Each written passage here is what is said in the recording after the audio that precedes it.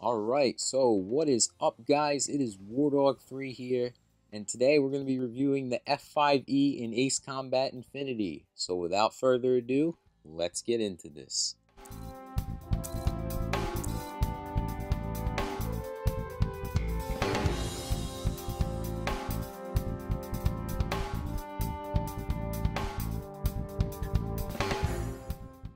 Alright, so the first thing you guys want to know before ever buying a plane in Ace Combat Infinity is how much does it cost? Well, the F-5E costs 36,000 credits, and like all shit tier attackers, its upgrade costs remain relatively cheap until you reach the expensive 11 to 15 upgrades.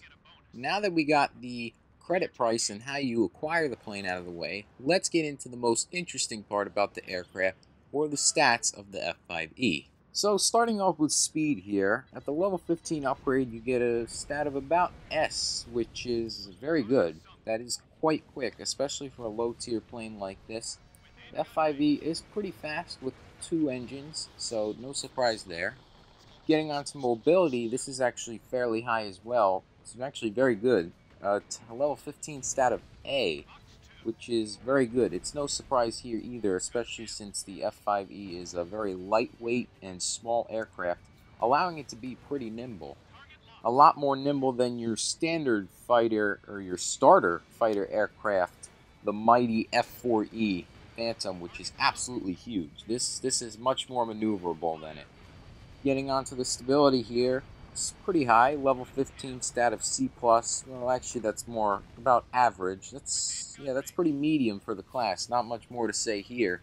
So being a multi-role, the F-5E stats are they're going to be split. It's not really going to have a bonus here. The air stat comes at a C at the level 15 upgrade, which isn't bad, but because it's a starter aircraft, it's not going to be as good as, say, the top tier aircraft at level 15.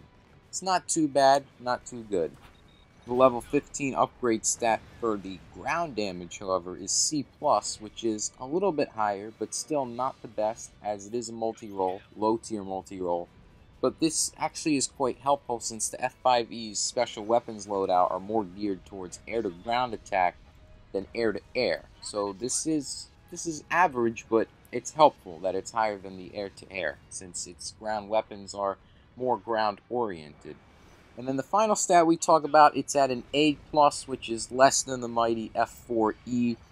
No surprise here either. This aircraft being very lightweight and mobile, its drawback is that it's not going to have as much armor as, say, the giant mighty F-4. So it's a level 15 of A+, which is actually really high, but it's not quite as good as some of the other aircraft you may find, especially going into the medium to higher tiers or the A-10. So my initial thoughts on the F-5 is that it's a pretty balanced aircraft. It's a very balanced, low tier, shit tier aircraft. It's pretty good for new players. It's got the solid special weapon loadout, which we'll be talking about later. It's got good all-around stats. It's a very nice, balanced aircraft, and I liked it a lot when I was flying it. So, since this aircraft is a multi-role, we're going to see an increase in part slots here for the first time since the F-4E review. Now, the F-5 gets one extra part slot compared to its bigger brother, the F-4E, coming in at 18 all around. Then when you hit the level 6 to 14 upgrade, you get 2 extra part slots for a total of 20 all around, which is right smack dab in the middle, completely average. And then if you decide to go for the level 15 upgrade, you get 1 extra part slot for 21 all around, which is just barely better than average. Overall, having 21 part slots, or 20 if you choose not to go for the level 15 upgrade, is very helpful. It's much better than the limited amount of part slots the attackers and fighters get, and it'll really help customize your weapons to their best fit. As I mentioned previously, the F-5E has a very solid special weapon loadout, at least for the ground weapons. At level 1, you'll get unguided bombs right off the bat, and although they have been nerfed, they are still pretty decent and a good beginner's weapon. Then at level 4, you get the HCAA, or the Blue Turd Missile. This is absolutely horrible, and is probably the reason why you don't want to use this for an air-to-air fighter. I don't care if anyone says they got buffed, they're still horrible, IMO. And then at level 7 you get the RKTL, the rocket launcher. Pretty average weapon, not much to say there.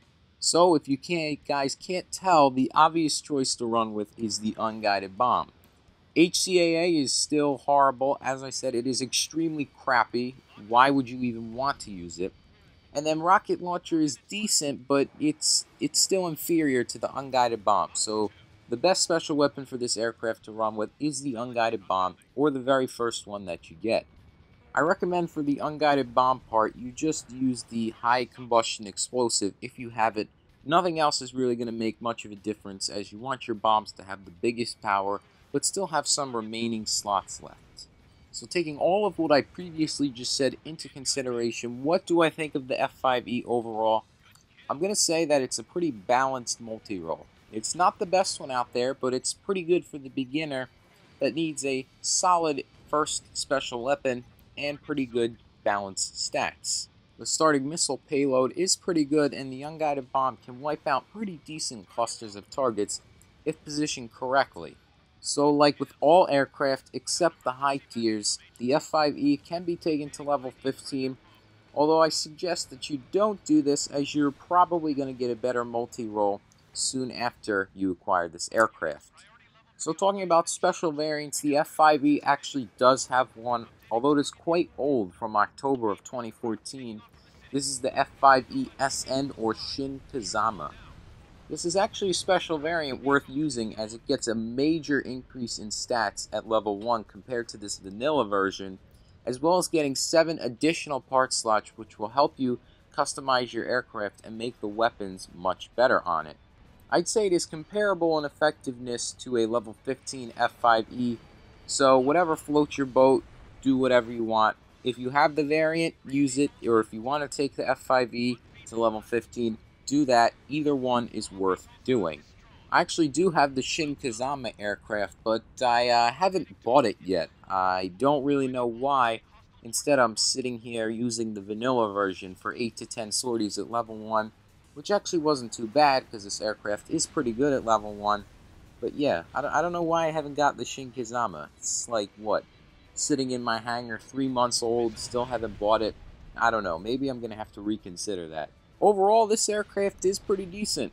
If you want to use it, go ahead, noobs. It's pretty good for beginners. Comparing it to my level 15 F4, which absolutely trumps this in terms of performance, it was a bit of an adjustment. But overall, this aircraft isn't half bad. I recommend that you stick with the unguided bomb on this aircraft as well.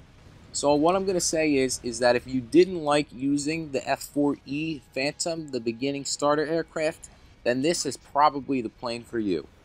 It's pretty similar in stats, except it's a little bit slower, but it gets much better maneuverability, 1 extra part slot, and a little bit better stability as well.